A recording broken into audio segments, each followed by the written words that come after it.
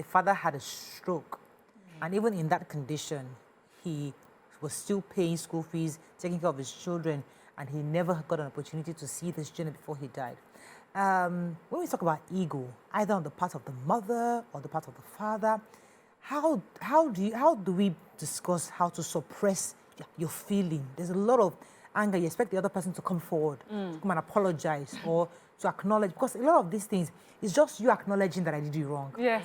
Just say, you know what, I goofed. Yeah. I messed up. I cheated on you. I did this to you. However, I want a relationship with my children. Yeah. You know, that sentence in itself uplifts and lifts a lot of burden off any recipient. I mean, but why is it so difficult for either men or women to be the bigger man? To be the bigger person. It's not easy to be the bigger person. Being the bigger person, you know, there's also a way that is being interpreted, which is there was a time I felt that you were praised or complimented for doing that. You know, put all ego aside and, you know, let's have a talk about this. I'm willing to let go of whatever hurt or whatever misunderstanding because I'm looking at the bigger picture.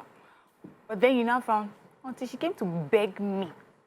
I mean, I can never agree. So the bigger person say, that is how you're looking at it. So I guess we have a shortage of bigger persons now because of that. But really, when it has to do with your children, in this case, I think that every parent should just think about the bigger picture, the children. And that is really about ego and pride. But you know, there was something you had asked before we went on break, which is, who is a deadbeat father? You named some examples. And I'm saying that bad citizens who end up in prison have their children go to visit them in prison.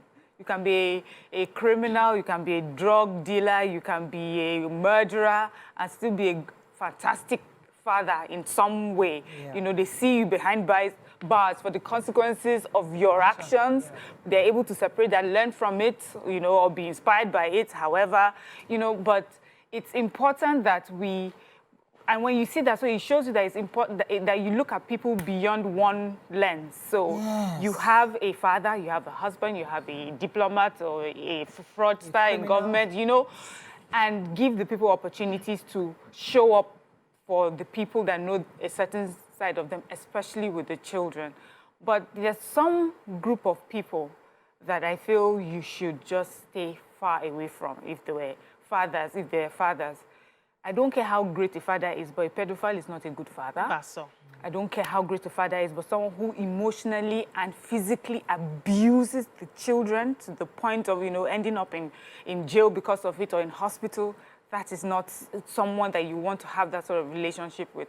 And in cases like that, you may want to just protect the children while they're young, you know, while they can't even understand this person, and then give them, then when they are old enough, they are able to build a relationship as adults where that person cannot hurt them. But people can be. I get that because there are situations where when you know your spouse or somebody else, somebody you're with is going to be very dangerous for the children. Your own job, therefore, is to find a way to get them to seek help. You know, you have to solve this because all this pedophilia are all emotional issues that even a drug addict, you're there taking drugs and my children can see it. You're an alcoholic, so he needs to fix himself. Fantastic. First. So when the children knows that daddy is going to go and fix himself, he can't be a father to you right now because he's undergoing some kind of a therapy or rehabilitation until then, you know. But there's got to be communication at the end of the day. But let me come to you, BC. You know, as I said, I would like to believe the best of women who take these decisions. That it's not because they just want to be mean, because they feel that their children, some want to just be mean, absolutely, let's acknowledge that. There are some women that don't want to be mean. But how does somebody who has a deadbeat man, who has never for one day taken care of these children, done anything economically to develop these children, how do you as a woman reconcile that with him raising the children as a father, or being that emotional, because he loves his children. They are his. He actually loves them. He doesn't just have the capacity to raise them, either because he's struggling with himself or doing something that's having issues. But he would love to, even just to come and play with them, see how they look like him or see how they laugh like him. Just something. Why do we find it hard to give them that kind of access? So you knew he didn't have the capacity to take care of his children. You knack. He didn't know now. You know life. Life happens in between. If it happens in between, what about the good sides? He mustn't have everything 100% all the time. Yeah. So you started very well. He was hands-on. He was caring for you. He was giving you everything you needed for the children. And then life happens. You now divorce him. That's another level of wickedness that we are not even going to go into today. You would understand that this is just a phase. We will go through this. We'll get out of this. But I will not say he's now a bad person because he can no longer pay the bills. Why am I there? I support him. We're supposed to be a team. We work together. So that's one case. This one, there's no excuse for that. Then there are some, because I have someone close to me who it happened to. She knew from the beginning that this guy was deadbeat in the relationship. He did not bring, in fact, when I started hearing gist, she was even the one that paid for her own wedding. She did everything by herself. This guy is lazy.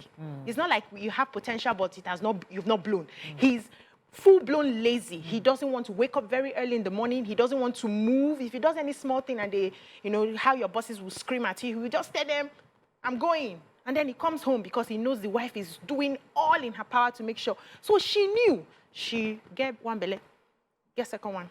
The third belle, I was upset. It's not like I didn't want her to get pregnant, but I said, you know the situation. We are practically contributing to help you raise these two kids. You are adding another one. Then afterwards, the thing scattered. And now the guy is now full-blown deadbeat. And you come back and complain. You already know. But I told her, I said, if this guy wants to see his kids, what you can do is maybe make an arrangement. They can go with your sister. He sees them for a day, and they come back home.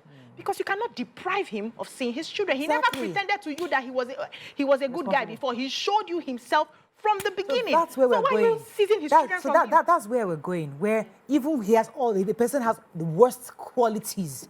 How does the woman, because it's not easy for you to say, my sister, follow and go and meet that deadbeat. It's always difficult for a woman to make that kind of decision. It's easy for you to open leg.